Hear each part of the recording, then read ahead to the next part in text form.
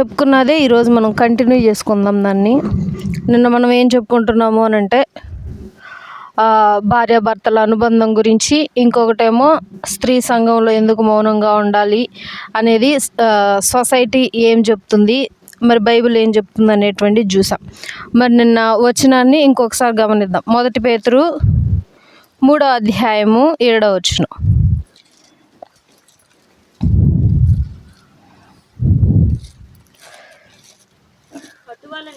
అటువలనే పురుషులారా 3వ అధ్యాయము 7వ వచనం. అటువలే ఓకే జీవమును అటువలనే పురుషులారా జీవమును కృపావరంలో మీ భార్యలు మీతో పాలువారై ఉన్నారని ఎరిగి ఎక్కువ బలహీనమైన ఘటమని భార్యను సన్మానించి నీ ప్రార్థనలకు అభ్యంతరము కాకుండానట్లు జ్ఞానము చొప్పున వారితో కాపురము చేయుడి. అయితే పేతురు గారు చెప్పిందేమో వారు చాలా తెలివి కలిగిన వారు, వారితో నువ్వు చాలా జాగ్రత్తగా ఉండాలి, అవివేకంగా నువ్వు ఉండకూడదు. ఎవరికి చెప్తున్నారు ఈ మాట? పురుషులకు చెప్తున్నారు. నువ్వు ఇలా అవివేకంగా ఉండకూడదు, నువ్వు ఇలా అవివేకంగా ఉంటే నీ భార్య నీకు అభ్యంతరకరంగా మారిద్ది, నీకు అడ్డంగా మారిద్ది, నీకు ఇబ్బందిగా మారిద్ది, నిన్ను తొక్కిద్ది. కాబట్టి నువ్వేం చేయాలి? నీ భార్యతో జ్ఞానంగా ప్రవర్తించాలి, జ్ఞానంగా బిహేవ్ చేయాలి నీ భార్యతో. సో ఈ విధంగా ఉండాలి. ఎందుకు అని అంటే ఆమె బలహీనమైన ఘట్టం, ఎక్కువ బలహీనమైన ఘట్టం. అయితే పేతురు గారు చెప్పినటువంటి ఉద్దేశం వేరు, అందరికీ అర్థమయ్యే ఉద్దేశం ఏంటి అని అంటే బలహీనమైన ఘట్టం అంటే ఏంటి అంటే వీక్ బాడీ అనో వీక్ ఎమోషన్స్ అని అందరు చెప్తా ఉంటారు. మనది వీక్ బాడీయా? ఎంత వీక్ బాడీ 9 నెలలు ఒక బిడ్డను మోసిద్దా? ఎంత వీక్ బాడీ ఒక బిడ్డను కనిద్దా? ఇలా ఇప్పుడు నేను ఇలా ఉన్నాను, ఇంత బరువుతో ఉన్నాను, ఇంత పుష్టిగా ఉన్నానంటే మా అమ్మ కంఠం మూలంగానే నేను ఇలా ఉన్నాను. మా అమ్మ కనలేకపోతే, మా అమ్మ వీక్ బాడీ అయితే నన్ను కనలేదు. స్త్రీ బలహీనమైనదైతే ఈ సృష్టి ఉండదు. జంతువుల్లో స్త్రీ ఉంది, పురుషుడు ఉన్నాడు. సేమ్ మనం ఎలాగే పడతామో నొప్పులు, వాటికి కూడా నొప్పులు ఉంటాయి, ప్రసవ వేదన. అయితే మరి ఏ ఉద్దేశం పెట్టి ఈయన అన్నాడు? ఇంకా సొసైటీ ఏం చెప్తుంది అని అంటే స్త్రీలు ఊరికూరికే ఏడుస్తూ ఉంటారు, వెంటనే వాళ్ళని ఏదన్నా కసిరినా కానీ తిట్టినా కానీ, జస్ట్ వాళ్ళకి ఏదైనా బాధ వచ్చినా, చిన్న నొప్పి తగిలినా, చిన్న గాయమైనా ఊరికే ఏడ్చేస్తూ ఉంటారు. కానీ మగవాళ్ళు అట్లా కాదు, చాలా ధైర్యంగా ఉంటారు, ఏడవకుండా ఉంటారు. కాబట్టి వాళ్ళు బలమైన వాళ్ళు. ఒక పాస్టర్ గారు అంటారు, స్త్రీలు బలహీనమైన వాళ్ళు ఊరికే ఏడుస్తారు. ఒకవేళ పురుషుడా నువ్వు స్త్రీగా పుట్టినా నువ్వు కూడా అంతే ఏడుస్తూ ఉంటావంట. అంటే స్త్రీ అంటే ఏడవటమేనా? అసలు ఎందుకు ఏడుస్తుంది స్త్రీ అని అంటే ప్రపంచం మొత్తంలో ఫస్ట్ హార్ట్ అటాక్స్, గుండెపోటు వచ్చేది ఓన్లీ పురుషుడికి మాత్రమే వచ్చింది, ఎక్కువ శాతం. స్త్రీలకి తక్కువ. ఎందుకు అని అంటే ఈస్ట్రోజన్ అనేటువంటి హార్మోన్ ఉంటుంది బాడీలో. ఆ హార్మోన్ ఇద్దరికీ ఉంటుంది సమానంగా. ఇదేం చేస్తుంది అని అంటే భావోద్వేగాలని ప్రొడ్యూస్ చేసింది, కోపాన్ని, ద్వేషాన్ని, ఇంకా బాధని, నొప్పిని, వీటిని ప్రొడ్యూస్ చేస్తూ ఉంటుంది. అయితే పురుషుడు ఏం చేస్తాడు? సొసైటీ ఏం చేసింది? పురుషుడు ఏడ్చాడంటే ఏంట్రా ఆడవాళ్ళలాగా ఏడుస్తున్నావు అని చెప్పి ఆ ఎగతాళి చేస్తారు, కించపరుస్తాడు. కాబట్టి మగాడికి ఎంత నొప్పి తగిలినా ఏడవడు బయటికి. ఆ నొప్పిని, ఆ బాధని, ఏడుపుని అంతా అంచుకుంటూ ఉంటాడు. కానీ స్త్రీ అలా కాదు. ఎవరు ఏమనుకున్నా సరే తాను ఏడ్చేస్తుంది, కోపం చూపిస్తుంది, తిడుతుంది, తన భావోద్వేగాలను బయట పెడుతుంది. పురుషుడు మాత్రం బయట పెట్టకుండా దాచేసుకుని అంచుకుంటూ ఉంటాడు. కాబట్టి పురుషుడికి ఎక్కువ హార్ట్ అటాక్స్ వస్తాయి. అంటే ఈ ఈస్ట్రోజన్ హార్మోన్ని పురుషుడు ఏం చేస్తాడు అని అంటే కంట్రోల్ చేస్తూ ఉంటాడు. ఏడుపు వచ్చినా తట్టుకుంటా, ఆపుకుంటా ఉంటే ఈ ఈస్ట్రోజన్ లెవెల్ ఏం చేసిద్ది? తగ్గిపోతూ ఉంటుంది. ఈ ఈస్ట్రోజన్ లెవెల్ తగ్గితే బ్లడ్లో క్లాట్స్ ఏర్పడుతూ ఉంటాయి. ఎందుకని త్వరగా హార్ట్ అటాక్స్ పురుషులకే వచ్చింది. ఇప్పుడు బలహీనమైన స్త్రీ ఏడిస్తే బలంగా ఉందా? బలమైనటువంటి పురుషుడు ఏడవకుండా బలంగా ఉన్నాడా? అని అంటే ఏడిస్తేనే మంచిది. ఏడవాలి, కోపం చూపించాలి, బాధపడాలి, నొప్పి వస్తే నొప్పికి తగ్గట్టుగా బాధని బయటపరచాలి, వ్యక్తపరచాలి. ఇవేమీ చేయకుండా మనం దాచేసుకుంటా ఉంటే మనకే అనారోగ్యం. అయితే దీనిని కొంతమంది బలహీనం అని చూపిస్తున్నారు, కానీ స్త్రీలకి ఇదే గొప్ప వరము, బలము.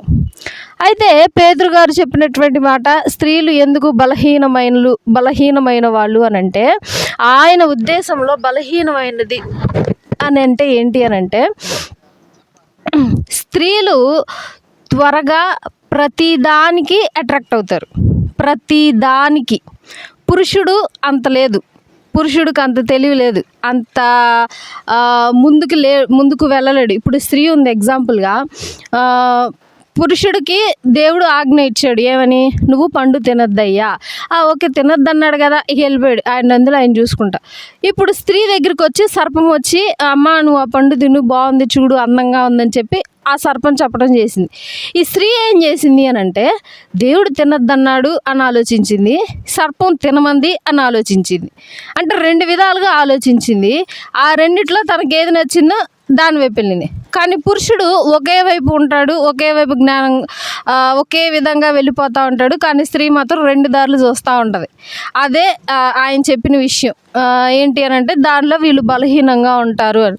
ఇంకొంతమంది అయితే స్త్రీలకి బంగారం ఇష్టము, చక్కగా అందంగా రెడీ అవ్వటం ఇష్టము, చక్కగా ఎక్కువ డబ్బులు ఉంటే ఇష్టము, ఇవి కూడా బలహీనము లోకంలో అని అంటూ ఉంటారు.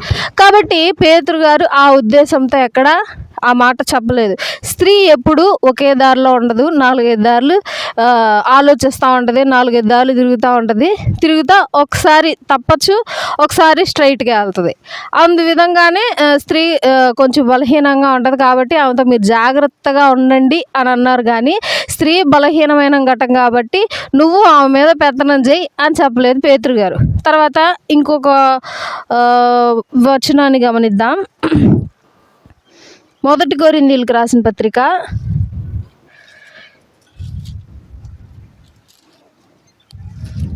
7వ అధ్యాయము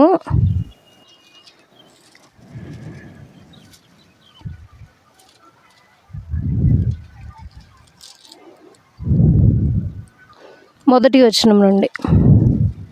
1 కొరింథీయులు 7వ అధ్యాయము 1వ వచనం.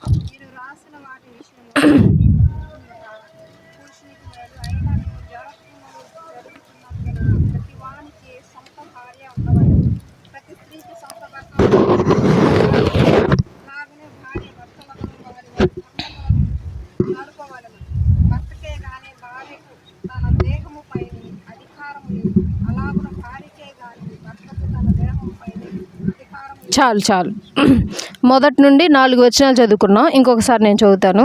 మీరు వ్రాసిన వాటి విషయము, స్త్రీని ముట్టకుండుట పురుషునికి మేలు. మరి నేను నిన్న చెప్పాను, నాతో డిబేట్ చేసిన ఆయన అన్నాడు, పురుషుడు స్త్రీని చూసి ఈజీగా మోహిస్తాడు కాబట్టి స్త్రీ నుంచొని మాట్లాడకుండా ఉండటం మంచిది, స్త్రీ నోరు మూసుకొని సంఘంలో ఉండాలి కాబట్టి పక్కన ఉండాలి అని అన్నాడు. కానీ ఎవరు ఈ మాట చెప్పారు? పౌలు గారే చెప్పారు, స్త్రీ సంఘంలో మౌనంగా ఉండాలన్నారు. కానీ ఆయన వేరే ఉద్దేశంతో అన్నారు. మనకు వేరే వాళ్ళకి వేరే ఉద్దేశం అర్థమైంది. అయితే ఆయన ఉద్దేశంతోనని మళ్ళీ ఆయన ఏమంటున్నాడు, పురుషుడు స్త్రీని ముట్టకుండా ఉంటేనే మంచిదంట. తర్వాత అయినను జారత్వము జరుగుచున్నందున ప్రతి వానికి సొంత భార్య ఉండవలెను. సో ప్రతి పురుషుడు ఏం చేసుకోవాలా? ఖచ్చితంగా పెళ్లి చేసుకోవాల్సిందే. That's the rule. ఎవరు పెట్టారు? పౌలు గారు చెప్తా ఉన్నారు, ప్రతి ఒక్కరూ పెళ్లి చేసుకోవాలి, కానీ పెళ్లి చేసుకోకుండా ఉండటమే మంచిది అని అంటున్నారు. మళ్ళీ కానీ కొంతమంది ఫీలింగ్స్ని కంట్రోల్ చేసుకోలేరు కాబట్టి వాళ్ళు పెళ్లి చేసుకోవటమే కరెక్ట్, పెళ్లి చేసుకొని ఒక్కరితో మాత్రమే ఉండాలి అని చెప్పి కూడా పౌలు గారే చెప్తున్నారు. తర్వాత వచ్చిన చూద్దాం. భార్య భర్తకును, అలాగుననే భర్త భార్యకును వారి వారి ధర్మముల వారి వారి ధర్మములు నడుపవలెను. భర్తకే గాని భార్యకు తన దేహముపై అధికారము లేదు, అలాగునే భార్యకే గాని భర్తకు తన దేహము పైన అధికారము లేదు. ఇక్కడ ధర్మములు నడుపవలెను. ఏంటి ధర్మము అనంటే, ఒక్క భార్యకి ముగ్గురు భర్తలు, ఒక్క భర్తకి ఒక్క భార్యే. అప్పుడు నువ్వు స్త్రీ సంఘంలో నుంచొని మాట్లాడుతుంటే ఏ విధంగా మోహిస్తే దేవుడు ఏం చేస్తాడు? నువ్వు రూల్స్కి వ్యతిరేకంగా వెళ్ళినట్టు, దేవుని ఆజ్ఞను వ్యతిరేకించినట్టు, దేవుని ధర్మశాస్త్రంను తృణీకరించినట్టు నువ్వు పాపం చేసినట్టు లెక్క. అయితే కానీ సమాజము ఇది ఒప్పుకోదు. ఎందుకు అనంటే, ఇది మనలో ఉన్న చీకటి కోణం. ఇది ఎవరు బయటకు చెప్పరు. అయితే రీసెంట్గా ఒక విషయం అంటే ఒక టాపిక్ బయటకు వచ్చింది. ఏంటి అంటే ఆ టాపిక్, ఇప్పుడు ఎగ్జాంపుల్గా వీళ్ళు ఉంటారు, ఎవరు, స్త్రీయే బాడీ మొత్తం కవర్ చేసుకోవాలి, స్త్రీయే మగాడు వస్తే లేచి నుంచోవాలి, స్త్రీయే రెస్పెక్ట్ ఇవ్వాలి, స్త్రీయే ప్రతిదీ చెయ్యాలి. కానీ మగాడు ఎట్లా అయినా ఉంటాడు, మగాడు ఏ విధంగానైనా ఉంటాడు. మళ్ళీ ఇంకొకటి ఎగ్జాంపుల్గా, ఇప్పుడు నేను మిమ్మల్ని అడుగుతున్నాను, ఇప్పుడు ఒక అమ్మాయి రోడ్డు మీద నడుచుకుంటూ వెళ్తూ ఉంది, ఒక పురుషుడు వచ్చి రేప్ చేసి చంపేశాడు. తప్పెవరిదే చెప్పండి? ఒక అమ్మాయి నడుచుకుంటూ వెళ్తుంది రోడ్డు మీద, ఒక పురుషుడు వచ్చి రేప్ చేసి చంపేశాడు. ఎవరిది తప్పు? అది పగలవని రాత్రవని కాదు, స్త్రీది. ఎందుకు ఒంటరిగా వచ్చింది? పురుషుడు ఉండాలి పక్కన. ఈ సొసైటీ చెప్పేటువంటి మాట అవన్నీ తీసుకొచ్చి బైబిల్లో రుద్దుతున్నారు. ఏంటి అంటే అమ్మాయి తప్పు. ఎందుకు?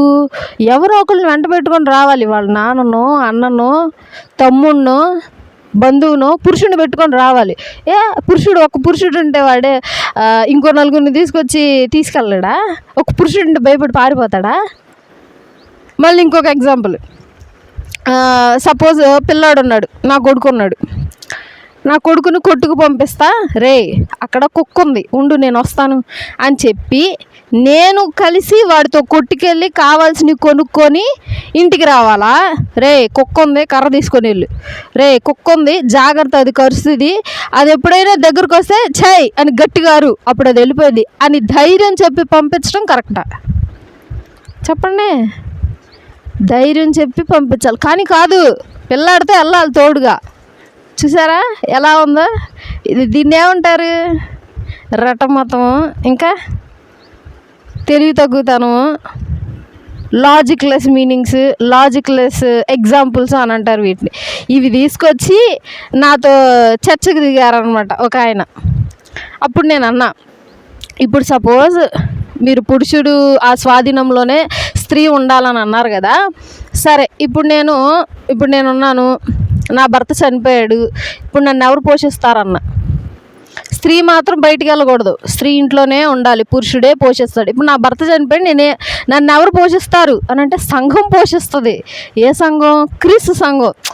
నా చర్చ్ పోషిస్తుందట నన్ను. అదేంటి? ఎక్కడ బైబిల్లో చూస్తే శిష్యులు ఎవరిని పోషించలా, ఏం చేశారు? జీవనాధారం చూపించారు. ఇప్పుడు తబిత ఉంది, తబిత ఏం చేసింది? విధవరాళ్ళందరినీ కూర్చోబెట్టి ఏం చేసిన వాళ్ళది? కూర్చోబెట్టి వాళ్ళకి కావాల్సిన తిండి పెట్టి వాళ్ళ కూర్చొని మేపిందా? లేదు. వాళ్ళు బ్రతకటానికి కావాల్సిన ఆధారాన్ని చూపించింది, మిషన్ ఎలా కుట్టాలో చూపించింది వాళ్ళకి. ఎందుకు అనంటే అప్పుడు సమాజం ఎట్లా చూసేది? విధవరాలని ఇంట్లోంచి బయటికి రానిరు, ఎవరు పనిలో పెట్టుకోరు, ఎవరు వాళ్ళకి తిండి పెట్టరు, డబ్బులు ఇరు.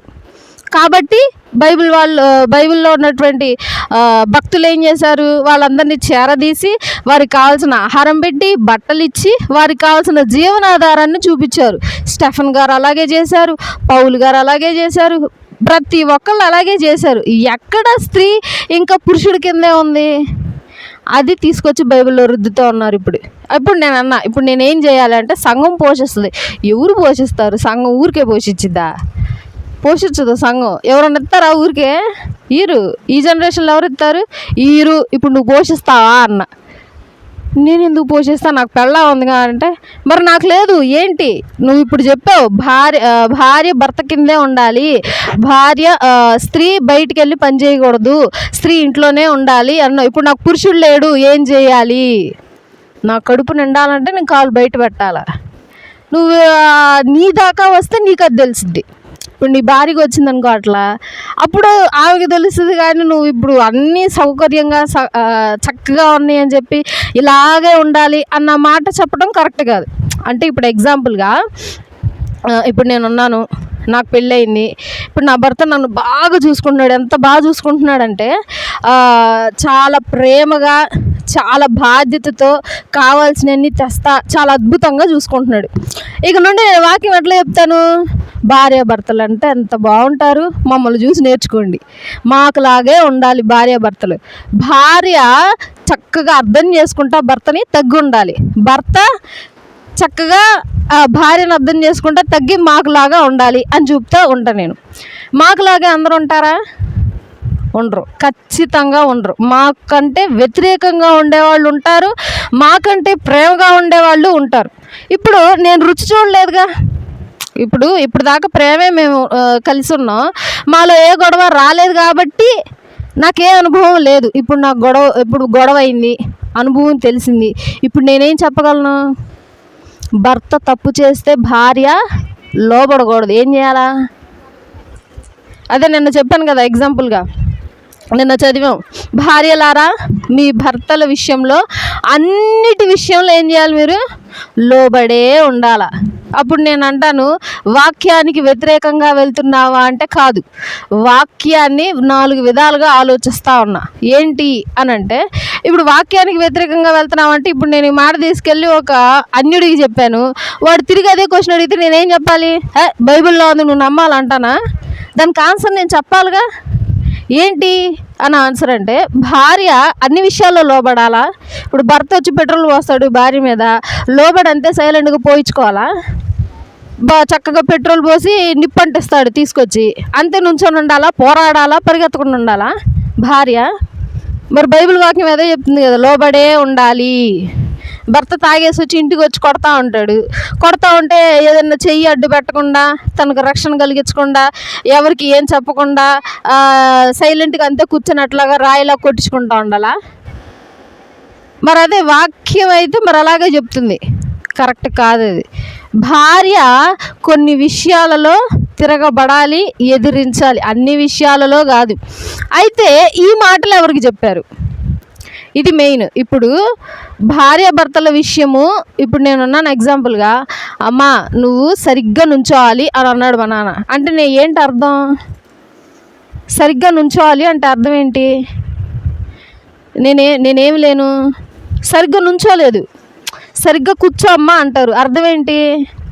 సరిగ్గా కూర్చోలేదు కాబట్టి కూర్చోమంటున్నారు. బైబిల్లో ఎందుకు వచ్చింది ఆ మాట? భార్యలు భర్తకు లోబడలా, భర్తలు భార్యని ప్రేమించట్లా, అందుకు ఆయన ఆ మాట చెప్పాడు. ఎవరికి చెప్పాడు? ఎవరు చెప్పారు అని అంటే పౌలు గారు చెప్పారు.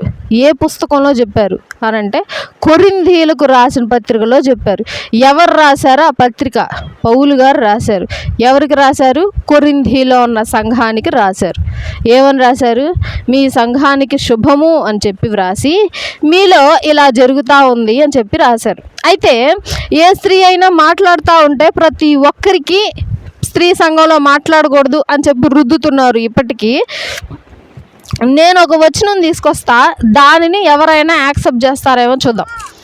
1 కొరింథీయులకు రాసిన పత్రిక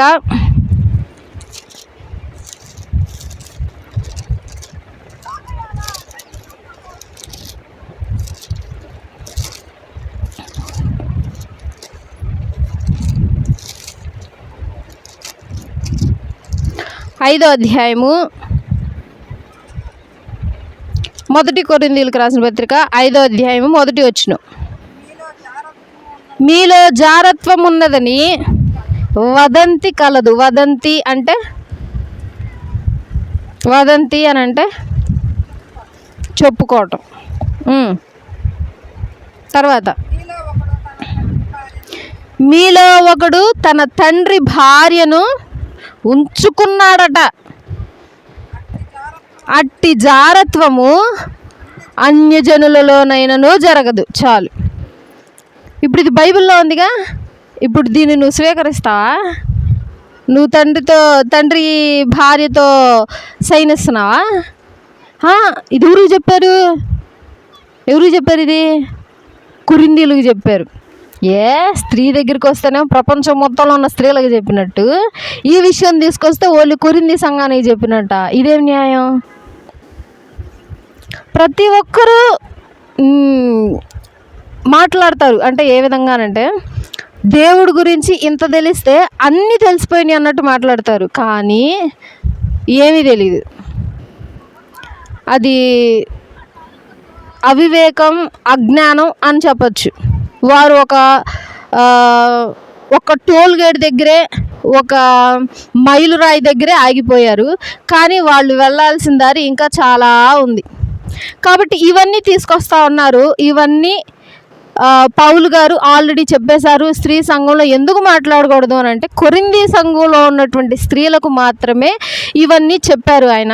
కొరింథీ సంఘంలో ఉండేటువంటి స్త్రీలు ఆ విధంగా ఉన్నారు కాబట్టి ఆయన ఆజ్ఞలు వారికి మాత్రమే వ్రాశారు. ఒకవేళ స్త్రీ ఎక్కడైనా భర్తకు లోబడకుండా అన్యాయంగా ఎదిరిస్తూ ఉంటే అప్పుడు ఈ వాక్యం ఆమెకి పేస్ట్ చేయొచ్చు. అంతేగాని ఉత్తి పుణ్యాన తీసుకెళ్ళి ఈ వాక్యాలన్నీ ఎవరికి పడితే వాళ్ళకి చెప్పకూడదు. కొంతమంది ఈ వాక్యాలకు వివరణ తెలియక వాటిని అంగీకరించి పాపం తగ్గించుకొని ఉంటున్నారు. కానీ ఈ వాక్యాన్ని ఇంకా లోతుగా వెళ్తే దేవుని మాటలు ఇంకా బాగా అర్థమవుతాయి.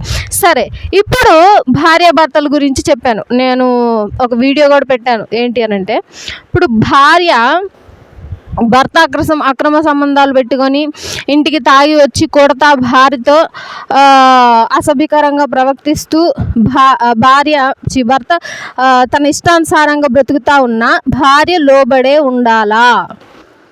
మళ్ళీ భార్య వేరొకరితో అక్రమ సంబంధం పెట్టుకొని భర్తనే చంపాలని చూస్తున్న క్రమంలో కూడా భర్త భార్యని ప్రేమిస్తూ ఉండాలా అంటే, చాలామంది అంటారు ఎస్ అని అంటారు. ఎందుకు అని అంటే,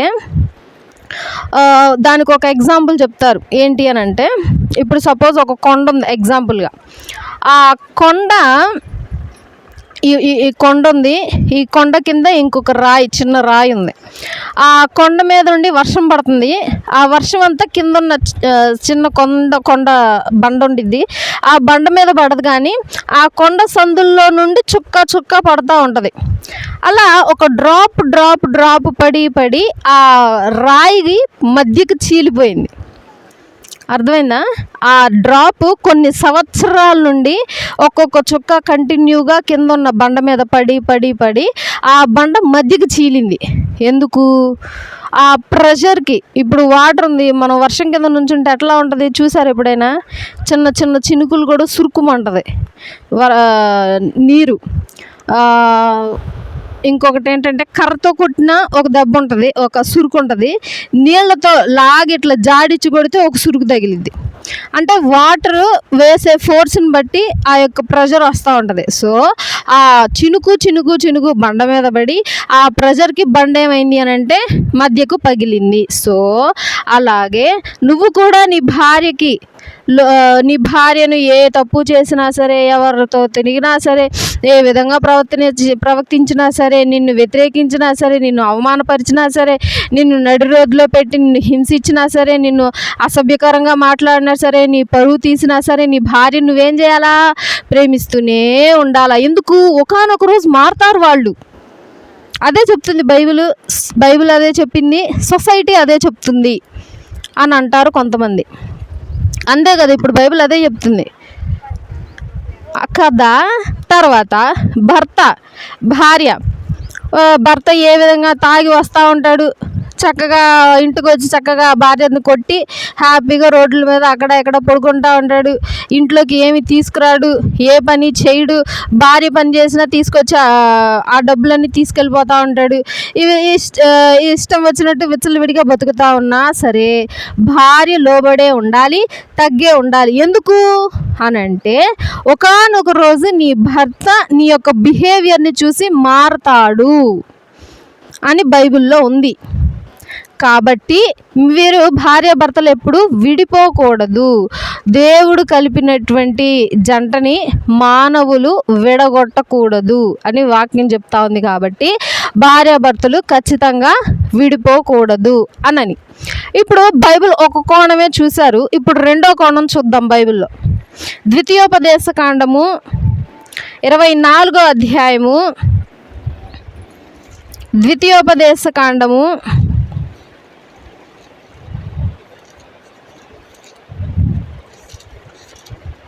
24వ అధ్యాయము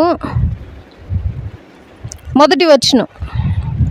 ద్వితీయోపదేశ కాండము 24వ అధ్యాయము మొదటి వచనం.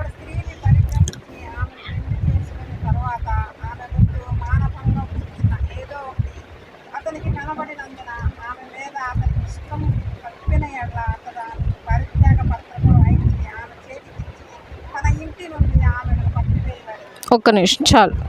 ఒకటి స్త్రీని పరిగ్రహించి ఆమెను పెండ్లి చేసుకొనిన తర్వాత ఆమె యందు మానభంగ సూచన ఏదో ఒకటి అతనికి కనబడినందున ఆమె మీద అతనికి ఇష్టము తప్పిన ఎడల అతడు ఆమెకు పరిత్యాగ పత్రిక వ్రాయించి ఆమె చేతికిచ్చి తన ఇంట నుండి ఆమెను పంపివేయవలెను. ఇక్కడ భర్త గురించి చెప్తా ఉన్నారు. మీ భార్య ఎవరితోనైనా వ్యభిచారం చేస్తూ పట్టుబడినా, వ్యభిచారపు క్రియలు ఉన్నా, తప్పు చేసినా, నువ్వు భరించలేనటువంటి పాపం చేసినా నువ్వేం చేయొచ్చు? పరిత్యాగ పత్రిక అంటే ఏంటి? విడాకులు ఇవ్వచ్చు. విడాకులు ఇచ్చేసి ఆమెను ఏం చేయాలి? ఇంట్లో నుండి పంపేయాలి నువ్వు. మరి ముందు పౌలు గారు ఏం చెప్పారు? భార్యలారా మీ భర్తలకు లోబడి ఉండండి, భర్తలారా మీ భార్యలను ఖచ్చితంగా ప్రేమించే ఉండాలి అని అంటున్నారు. అయితే ఇది ఇప్పుడు చదివింది పాత నిబంధన. కొంతమంది అనొచ్చు పాత నిబంధన ఎప్పుడో నెరవేర్చబడి కొట్టివేయబడింది కదా, పాత నిబంధన మన కోసం కాదు ఇజ్రాయేలీల కోసం అనొచ్చు. అయితే క్రొత్త నిబంధనలో కూడా చూద్దాం. మత్తయి సువార్త 19వ అధ్యాయము, మత్తయి సువార్త 19వ అధ్యాయము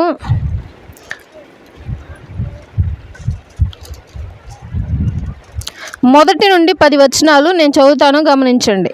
నేను చదువుతా 10 వచనాలు. మత్తయి సువార్త 19:1 నుండి 10. యేసు ఈ మాటలు చెప్పి చాలించిన తరువాత గలిలయ నుండి యోర్దాను అద్దరినున్న యూదయ ప్రాంతమునకు వచ్చెను. బహుజన సమూహము ఆయనను వెంబడింపగా ఆయన వారిని అక్కడ స్వస్థపరిచెను.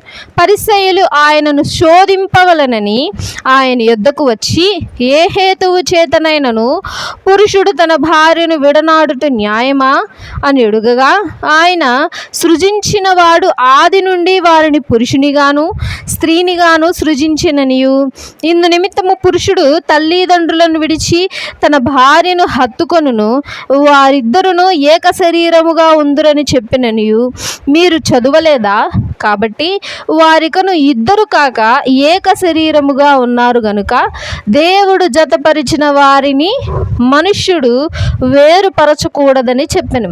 అందుకు వారు, అలాగైతే పరిత్యాగ పత్రికనిచ్చి ఆమెను విడనాడుమని మోషే ఎందుకు ఆజ్ఞాపించునని వారిని అడుగగా, ముందు చదివాం కదా ద్వితీయోపదేశ కాండంలో ఇవ్వచ్చు అనేది, ఎందుకు ఇచ్చారు అని చెప్పి పరిసయ్యులు యేసుక్రీస్తు ప్రభువుని ప్రశ్నిస్తున్నారు. తర్వాత 8వ వచనం, మీ హృదయ కాఠిన్యమును బట్టి మీ భార్యలను విడనాడు మోషే సెలవిచ్చెను గాని ఆది నుండి అలాగు జరగలేదు. మరియు వ్యభిచారము నిమిత్తమే తప్ప భార్యను విడనాడి మరి ఒకరిని పెళ్లి చేసుకునివాడు వ్యభిచారము చేయుచున్నాడని, విడనాడిన దానిని పెళ్లి చేసుకునివాడు వ్యభిచారము చేయుచున్నాడని మీతో చెప్పుచున్నానని వారితో అనెను.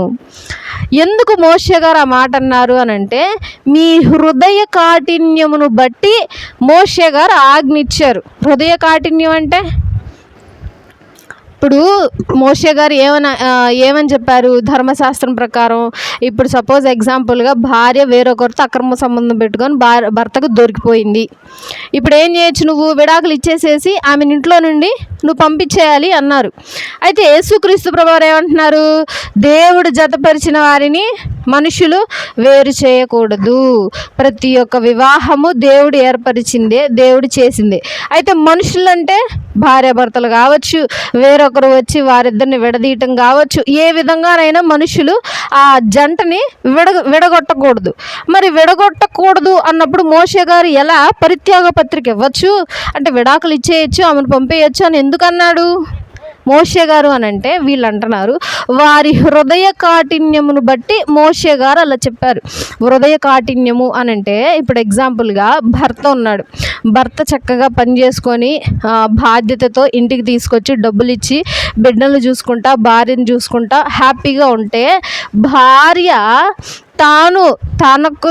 తనకిష్టం వచ్చినట్టు బ్రతుకుతూ తాను కావలసినటువంటి జీవితాన్ని బ్రతుకుతూ ఉంటే, ఎవరి హృదయము కాఠిన్యంగా ఉన్నప్పుడు అంటే కఠినము, తనకిష్టం వచ్చినట్టు తాను ఉండటము, రాయిలాగా బండలాగా ఉంది. భార్య ఉంది అక్కడ కఠినంగా, అంటే తనకు ఉండాలి ఆ బుద్ధి, ఏంటి నేను మారాలి, నా భర్త నా కుటుంబం మొత్తాన్ని చూసుకుంటున్నాడు, నా బిడ్డలు చూసుకోవాలి అన్న బుద్ధి లేదు. తన హృదయం మొత్తం కఠినంగా ఉంది కాబట్టి మనం ఏం చేయలేము దానికి. అప్పుడు ఏం చేయాలి? మనం వారిని విడిచేసి మన దారి మనం చూసుకోవాలి. అందుకే కదా అపహాసకులు కూర్చున్న చోట కూర్చోవద్దంటుంది, చెడు సాహసాలు చెయ్యొద్దంటుంది, అబద్ధములు ఆడేవారి చోట నిలవద్దంటుంది, మాంసాపేక్షకులతో స్నేహం చేయొద్దంటుంది. సో వారి హృదయ కాఠిన్యమును బట్టి ఇద్దరు భార్యాభర్తల్లో ఎవరో ఒకరి తప్పు ఉంటేనే గొడవ అనేది వచ్చింది. ఎవరి తప్పు లేకపోతే గొడవ వచ్చిద్దా? రాదు. ఎవరిదో ఒక్కళ్ళదే ఉంటుంది తప్పు, మళ్ళీ ఇద్దరిదే ఉండదు తప్పు. సరిగ్గా చూస్తే ఒక్కళ్ళదే ఉంటుంది తప్పు. సో ఆ ఒకరి తప్పును బట్టే వారు కాఠిన్యమును, వారి హృదయాన్ని మార్చుకోవట్లేదు. వారి హృదయం మారి వారితో జీవించాలన్న ఆలోచన వారికి లేదు. వారి హృదయం మారి మంచి జీవితాన్ని కోరుకోవట్లేదు. కాబట్టి వారిని వదిలేసి మన దారి మనం చూసుకోవచ్చు అన్న విధంగా మోషే గారు చెప్పారు. సో ఆ విధంగా పరిత్యాగ పత్రిక ఇచ్చుకోమన్నారు. కానీ ఇంతకుముందు ఆజ్ఞ ఉంది, కానీ ఆజ్ఞని ఎవరు అంతగా పట్టించుకుంటే ఆ ఆజ్ఞని ఎవరు చేయలే. విడాకులు ఇవ్వచ్చు, తీసుకోవచ్చు అని అన్నారు, కానీ ఎవరు తీసుకోలేదు ఆది కాలంలో అని చెప్పి యేసుక్రీస్తు ప్రభువారు తెలియజేస్తూ ఉన్నారు. ఇప్పుడు విడాకులు భార్యాభర్తలు ఏదైనా తప్పిదమ్ములు జరిగితే తీసుకోవచ్చా, తీసుకోకూడదా? భర్త ఏదైనా తప్పు చేసినప్పుడు ఎదిరించకుండా లోబడే ఉండాలా, ఎదిరించాలా?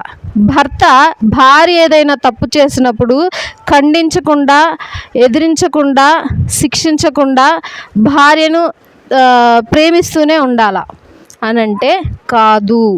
తప్పు చేస్తే ఖచ్చితంగా శిక్షించాలి. బెత్తం వాడని తండ్రి తన కుమారునికి విరోధి. మరి అదేవిధంగా భార్యాభర్తలకు ఎందుకు రాదు? భార్యాభర్తల్లో ఎందుకు ఒకరు తప్పు చేసినప్పుడు ఇంకొకరు తగ్గేందుకు సైలెంట్గా ఉండాలి అని అంటే సొసైటీ హీనంగా చూస్తుంది, కించపరుస్తుంది, లేనిపోని మాటలన్నీ చెప్తుంది అని చెప్పి భయం వేసి చాలామంది ఆ యొక్క బంధాల్లో అట్లాగే ఉండిపోతారు ముడుచుకొని. ఒక ఆమె ఇంటర్వ్యూ ఇచ్చింది. ఆమె ఇప్పుడు బిజినెస్ లేడీ ఐకాన్ అయింది. ఆమె చాలామంది ఆడవాళ్ళకి ఉపాధి కల్పించింది. ఏంటి అని అంటే ఆమె చిన్న వయసులోనే ఆమెకు పెళ్లి చేశారు. చక్కగా 3 పిల్లలు పుట్టారు. ఆ 3 పిల్లల్ని మంచిగా చదివించుకుంటూ వచ్చారు, బాగుంది. కానీ భర్త బయట ఉండే స్ట్రెస్ని అంతా తీసుకొచ్చి భార్య మీద చూపించేవాడు. బయట ఆఫీస్లో ఉండే స్ట్రెస్ని అంతా తీసుకొచ్చి భార్యను కొట్టడం, తిట్టడం, భార్యని ఇసుక్కోవటము, హీనంగా మాట్లాడటము, చీదరగా చూడటము, ఈ విధంగా చూస్తూ ఉంటే భార్య తగ్గించుకొని ఉంటుంది. ఎందుకమ్మా నువ్వు ఉన్నావని చెప్పి ఎదురు ఇంటర్వ్యూ చేసి ఆయన అడిగితే ఆమె అంటుందంట, మా అమ్మగారు ఒక మాట చెప్పారు, భర్త అలాగే ఉంటాడు, అలాగుంటేనే భర్త అవుతాడు. కాబట్టి భార్య పని ఏంటి అని అంటే తగ్గించుకొనే ఉండాలి, సైలెంట్గానే ఉండాలి, నోరు మూసుకొనే ఉండాలి. ఎందుకు అని అంటే నువ్వు కానీ ఇప్పుడు నా భర్త ఈ మాట అన్నాడని చెప్పి ఇల్లు వదిలేసి వచ్చేస్తే ఇంట్లో వాళ్ళందరూ ఏమంటారు? ముందు మీ బిడ్డను మీరు చూసుకోండి, ఇల్లు వదిలేసి వచ్చేసింది అని చెప్పి నిన్ను ఎక్కడికి రానివ్వరు, ఏ శుభకార్యాలకి పిలవరు, నిన్ను ఎవరు దగ్గరికి చేర్చుకోరు, నీతో ఎవరు సరిగ్గా మాట్లాడరు, నీ గురించి కథలుగా చెప్పుకుంటారు, నువ్వే ఏదో తప్పు చేసావని వదంతులు బయటకు వస్తాయి. కాబట్టి నీ మూలంగా మాకేమొచ్చింది? అవమానం వచ్చింది. నేను అవమానపడాలా, నాన్న అవమానపడాలా, మన కుటుంబం అంతా అవమానపడిద్ది. అంత కష్టపడి ఖర్చు పెడితే మొగుడో మాట అంటే పడలేదా, మొగుడో దెబ్బ కొడితే తినలేదా అని చెప్పి ఆ మాటలు వస్తాయి. కాబట్టి నువ్వేం చేయాలా, సైలెంట్గా ఉండాలా. ఏముంది, ఉంటే మహా గంట ఉంటాడు, 2 గంటలు ఉంటాడు మీ ఆయన ఇంట్లో, తర్వాత ఆఫీస్కి వెళ్ళిపోతాడుగా, ఆ కాసేపు ఓపిక పట్టు. కానీ ఆడది ఎంత వేదన అనుభవించింది ఆ 2 గంటలు 3 గంటలు. స్త్రీ చాలా ఎమోషనల్గా ఉంటుంది, పురుషుడు ఆ ఎమోషనల్ ఉండడు, కొంచెం తగ్గి ఉంటుంది ఎమోషనల్. కానీ స్త్రీకి ఎమోషన్ ఎక్కువ. అయితే ఆ విధంగా ఉండు అని చెప్పి వాళ్ళ అమ్మ అట్లా నూరి పోస్తూ ఉందంట. సో ఆమెకు అది అలవాటు అయిపోయిందంట. ఇక ఆయన భర్త కొట్టడం కానీ, తిట్టడం కానీ, వెటకారంగా చూడటం కానీ, హీనంగా చూడటం కానీ అలవాటైపోయి ఇక అట్లాగే కొనసాగిస్తూ ఉంది. తర్వాత తన భర్త బిజినెస్ దెబ్బతినింది. ఇప్పుడు ఇంటిని పోషించాలి. ఎవరు పోషించాలి? ఈమె బాగా చదువుకుంది. అయితే ఈమె ఒక ఆలోచన చేసి, నేను ఒక బిజినెస్ పెడతానండి లోన్ తీసుకొని అని అంటే, నువ్వా అని చెప్పి హీనంగా మాట్లాడాడంట తన భర్త. లేదండి, నేను ఒకసారి ఛాన్స్ ఇవ్వండి, నేను చేస్తాను అని అంటే, సరే అని చెప్పి చేసింది. ఆ బిజినెస్ సక్సెస్ అయింది. ఆమె చాలా ఎదిగింది. అయినా సరే ఆమె ఎదిగి ఆ ఎదుగుదలను చూసి ఆమెను పిలిచి ఇంటర్వ్యూ తీసుకుంటున్నారు. అప్పటికే తన భర్త హీనంగానే చూస్తాడంట. ఏది అంత ఎదిగినా సొసైటీలో తనకి మంచి పేరున్నా సరే, సొసైటీలో తనకి మంచి పలుకుబడి ఉన్నా సరే, సొసైటీలో అందరూ గౌరవం ఇస్తున్నా సరే, ఎక్కడ లేదు గౌరవం? భర్త దగ్గర లేదు. ఎవరిది తప్పు ఇప్పుడు? మీరు చెప్పండి, తప్పు ఎవరిది? నేను భార్యది అంట. కానీ మీరేమంటున్నారు? తప్పు భర్తది అంటున్నారు. అంటే వే ఆఫ్ థింకింగ్ చాలా డిఫరెంట్గా ఉంది. నేను ఆలోచించాను, నేను ఎందుకు ఈ విధంగా ఆలోచిస్తున్నాను, ఇంత రట్టమతంగా ఎందుకు ఆలోచిస్తున్నాను అని ఒకసారి అనుకొని స్క్రోల్ చేస్తూ నెట్లో సెర్చ్ చేశా, ఎందుకు నేను ఇలా ఆలోచిస్తున్నాను, నాలాగే ఇంట్లో ఆలోచించే వాళ్ళు ఉన్నారా అని చూస్తే ఒక తల్లి కూతురు ఒక ఇంటర్వ్యూ వచ్చింది. ఏమని ఇంటర్వ్యూ వచ్చిందనంటే, తల్లి కూర్చొని కూతురికి కొన్ని రూల్స్ చెప్తా ఉంది. అమ్మాయి మోకాళ్ళ కిందకే బట్టలు వేయాలి, మోకాళ్ళ పైకి బట్టలు వేయకూడదు అని అంది. అది ఇంగ్లీష్లో ఇంటర్వ్యూ. కూతురు అంది, మాకే ఎందుకు రూలు, అబ్బాయికి ఎందుకు పెట్టరు, అబ్బాయి షార్ట్స్ వేసుకుంటారుగా, షార్ట్స్ వేసుకొని బయటకు వస్తారుగా, వాళ్ళకెందుకు మోకాళ్ళ కిందకే వేయాలని బట్టలు, వాళ్ళకెందుకు రూల్ లేదంది. నేనంతే షాక్ అయ్యి చూస్తాను. నాకులాగే మాట్లాడుతుంది. అంటే జనరేషన్ అని అప్పుడు అర్థమైంది. 1990 నుండి పుట్టే వాళ్ళ మైండ్ సెట్, దానికి ముందు పుట్టే వాళ్ళ మైండ్ సెట్, మా తర్వాత పుట్టే వాళ్ళ మైండ్ సెట్ చాలా అడ్వాన్స్డ్గా ఉంటుందంట. ఎందుకు ఆ విధంగా ఆలోచిస్తారు అన్నట్టు. ఇప్పుడు నేను ఈ విధంగా ఆలోచిస్తున్నాను, తర్వాత జనరేషన్ ఇంకా బాగా అద్భుతంగా ఆలోచించింది. బుడ్డ పిల్లలకి అన్నీ అర్థమైపోతుంది. ఇప్పుడు పుట్టే జనరేషన్లో 20s, నేను 90s కాబట్టి ఓకే. ఇది జనరేషన్ పెరిగే కొద్దీ ఈ 90s మైండ్ సెట్ మెచ్యూరిటీ పెరిగి ఈ విధంగా ఆలోచిస్తారట. అమ్మాయి రాత్రి 9 లోపే ఇంటికి వచ్చేసేయాలి, 9 దాకా బయట ఉండకూడదు అని అంది వాళ్ళమ్మ. అబ్బాయికి ఎందుకు బెటర్ రూలు? 12, 1 గంట దాకా రోడ్ల మీద తిరుగుతూ ఉంటారుగా, వాళ్ళమ్మ నాన్న అబ్బాయిలకి ఎందుకు చెప్పరు అని అంది. సో మైండ్ సెట్, విధానాలు అన్నీ చాలా డిఫరెంట్గా ఉంటాయి. ఇప్పుడు మీ మైండ్ సెట్ పాతకాలం వాళ్ళవి, నాది కొంచెం అప్డేటెడ్, నా తర్వాత వచ్చే వాళ్ళవి ఇంకా అప్డేటెడ్గా ఉంటాయి. సో ఈ భార్యాభర్తల్లో ఇద్దరు తప్పెవరిదంటే భార్యదంట. ఎందుకు భార్యది అని అంటే, నీ భర్త నిన్ను అంత హీనంగా చూస్తున్నప్పుడు నీకు ఉండాల్సినంత అవసరం నీకు లేదు. నీలో టాలెంట్ ఉన్నప్పుడు నువ్వు బయటకు వచ్చేయి. నువ్వు ఒక బిజినెస్ స్టార్ట్ చేసావు, అది సక్సెస్ అయింది కదా, అదేదో నువ్వు భర్తతోనే ఉండి చెయ్యాలా? భర్తను వదిలి బయటికి రావచ్చుగా అంటే లేదు, కట్టేశారు. ఎవరు కట్టారు? సొసైటీ కట్టేసింది. ఆ ముడి విప్పుకోవటానికి వీలు లేకుండా బిగిచి పెట్టేశారు వాళ్ళిద్దరిని అట్లా. సో ఇప్పటికీ ఆమె, మీరు భర్తను వదిలేస్తారంటే లేదు, నేను మాత్రం నా భర్తను వదిలి రాను, ఆయన అంత చేసినా సరే నేను అంతే ఉంటా సైలెంట్గా.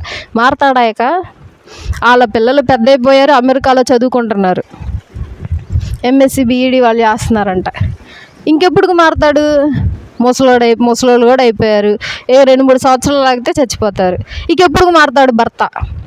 మరి బైబిల్ ఏమో భార్య చేష్టలను చూసి భర్త కొన్ని రోజులకి కొన్ని ఏళ్ళకి మారతాడు కాబట్టి భార్య లోబడే ఉండాలి అని చెప్పి బైబిల్ చెప్తా ఉంది. మరి అది రియాలిటీలో జరుగుతుందా? కొన్ని చోట్ల జరుగుతుంది, కొన్ని చోట్ల జరగట్లేదు. కొంతమంది మారుతున్నారు, కొంతమంది మారట్లేదు. మరి ఇది అందరికీ రుద్దాలా? రుద్దకూడదు. కొంతమందికి ఎగ్జాంపుల్గా ఏసీ పడిద్ది, కొంతమందికి ఏసీ పడదు. కొంతమందికి పౌడర్ పడిద్ది, ఫేస్ పౌడర్, కొంతమందికి పడదు. కొంతమందికి కొన్ని ఫుడ్ ఐటమ్స్ పడతాయి, కొంతమందికి ఫుడ్ ఎలర్జీస్ వస్తాయి. అంటే అందరూ ఒకే విధంగా ఉండలేరు, అందరూ ఒకే విధంగా ఆలోచించలేరు, అందరూ ఒకేలాగా ఉండరు. సో బైబిల్ అందుకే 2 విధాలుగా చూపిస్తూ ఉంది. ఎప్పుడు ఒకే విధంగా ఒకే దారిలో వెళ్ళిపోవద్దు, 2 విధాలుగా చూపిస్తూ ఉంది. ఆ 2 విధాలు కూడా దేవుడు ఏమంటున్నాడు అని అంటే, నా గొర్రెలు నా స్వరము వినును. కాబట్టి పరిత్యాగ పత్రిక ఇచ్చే విషయంలో ధర్మశాస్త్రంలో చెప్పినట్టుగా భార్య తప్పు చేస్తే భర్తకి ఇచ్చే అధికారం ఉంది. అదేవిధంగా భర్త తప్పు చేస్తే భార్యకు కూడా ఇచ్చే అధికారం ఉంది. అదే యేసుక్రీస్తు ప్రభువుడు కూడా చెప్పారు.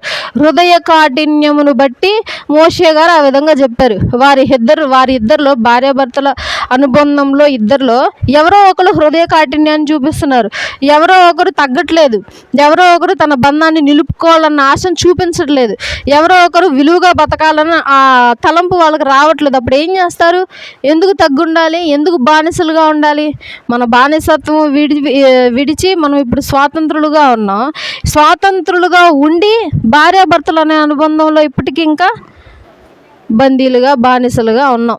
కానీ ఈ బానిసత్వాన్ని కొందరు ఎంకరేజ్ చేస్తూ ఉన్నారు. కానీ ఇదే తీసుకువెళ్ళి అధికారులకు కానీ చదువుకునే వారికి కానీ చెప్తే ఏమంటారు చెప్పండి? చదువుకునే వారికి ఎగ్జాంపుల్గా, అయ్యా నా భార్య ఇలా వ్యభిచారం చేస్తూ ఉంది, నన్ను బాధపెడతా ఉంది, నాకు అవమానకరంగా మారింది, నన్ను ఏం చేయమంటారు అని చెప్పి ఒక అధికారి దగ్గరికి వెళ్ళి చెప్తే అధికారి ఏం చెప్తాడు తెలుసా? ఏం చెప్తాడు? ఫస్ట్ కౌన్సిలింగ్ ఇస్తారు, తర్వాత వినకపోతే తెలీదా? తెలుసా? వదిలేసి పక్కకు రా అంటారు. అదే తీసుకువెళ్ళి ముసలోళ్ళకో నానమ్మలకో అమ్మమ్మలకో ముత్తాతలకో పిన్నులకో బాబాయిలకో చెప్తే వాళ్ళే ఉంటారు. మేము కాపురాలు చేయట్లేదా? మేము ఉండలేదా? మేము బాగుంటలేదా? మీ తాత అట్లాగా ఉంటాడు, మీ బాబాయ్ అట్లాగా ఉంటాడు, మీ మామ అట్లాగా ఉంటాడు, మేము ఉండలేదు. ఉండాలంతే. అధికారులు ఎందుకు అట్లా చెప్తారు? సొసైటీ ఎందుకు ఇలా చెప్తుంది అని అంటే, అధికారులు ఎందుకు అలా చెప్తారనంటే, నేను కొన్ని ఎగ్జాంపుల్స్ చెప్పానుగా, హత్యలు, క్రైమ్ స్టోరీస్ కొన్ని చెప్పానుగా, అలాంటివి బోలెడు జరిగినాయి ప్రపంచంలో. కాబట్టి దాన్ని బట్టి ప్రాణం, ఒక గాసిప్ అంటే ఒక పుకారు కంటే ప్రాణం గొప్పది. కాబట్టి ఈ నలుగురు ఎన్ని మాటలైనా అనుకుంటారు, నువ్వు బాగున్నా అనుకుంటారు, బాగోపోయినా అనుకుంటారు. కాబట్టి నువ్వు ఏం పట్టించుకోకర్లే, నీ ప్రాణం గొప్పది. ఈ సృష్టిలో ప్రతి ఒక్కటి గొప్పదే. దానికంటే ఫస్ట్ మేలైనది ప్రీషియస్ ఏంటి అని అంటే లైఫ్ అనేది చాలా గొప్పది. కాబట్టి ఆ లైఫ్ కాపాడటానికి అధికారులు విడాకులు తీసుకో అమ్మా, పక్కొచ్చే అంటారు. కానీ సొసైటీ, మేము బతుకుతున్నాం, నువ్వు కూడా ఇలాగే ఉండాలి. ఎందుకు? మేము పక్కన వాళ్ళతో మాటలు పడకూడదు, మేము హైగా ఉండాలి, మేము మంచి పేరు సంపాదించుకోవాలి, మాకు మంచి పేరు ఉండాలి, మమ్మల్ని అందరు చూసి గౌరవించాలి, మేము అధికారంగా ఉండాలి అనేటువంటిది సొసైటీ ఆలోచిస్తుంది. సో కాబట్టి మనం ఇక్కడ గమనించాల్సింది ఏంటి అని అంటే, భార్యాభర్తలు ఒకవేళ ఏదైనా క్లాషెస్ వస్తే ఏమైనా విడిపోవచ్చా అంటే బైబిల్ చెప్తా ఉంది, మీ ఇష్టం విడిపోవచ్చు, కానీ పరిత్యాగ పత్రిక తీసుకోవాలి. ఓకే, మళ్ళీ ఇంకొకటి, పరిత్యాగ పత్రిక ఇచ్చాక మళ్ళీ వాళ్ళకి ఎందుకు విడిపోయాము అయ్యో అని చెప్పి మళ్ళీ తిరిగి వెనక్కి వచ్చి మళ్ళీ వాళ్ళు పెళ్లి చేసుకోవచ్చా? అలా చేసుకోవచ్చా అని అంటే చేసుకోకూడదు. వెళ్ళినట్టే ఉండాలి, కానీ మళ్ళీ వెనక్కి బైబిల్ చెప్తా ఉంది. ఒకసారి పరిత్యాగ పత్రిక ఇచ్చాక, అదే ద్వితీయోపదేశకాండంలో మీరు చదివిందే, ఆ వచ్చిన మొత్తం చదివితే తెలుస్తుంది. పరిత్యాగ పత్రిక ఇచ్చాక మరలా అదే వారు తీసుకున్నవారు మరలా వచ్చి ఇంకొకసారి పెళ్ళి మాత్రం చేసుకోకూడదు. ఇంకొకరిని చేసుకోవచ్చు. అదే ఇంకొకరితో సెట్ కాలేదు, మళ్ళీ పరిత్యాగ పత్రిక ఇచ్చి ఇంకొకరిని చేసుకోవచ్చు. అదే ఇంకొకరిని చేసుకున్నాక వాళ్ళు చచ్చిపోయారనుకో, చచ్చిపోతే ఇంకొకరిని చేసుకోవచ్చు.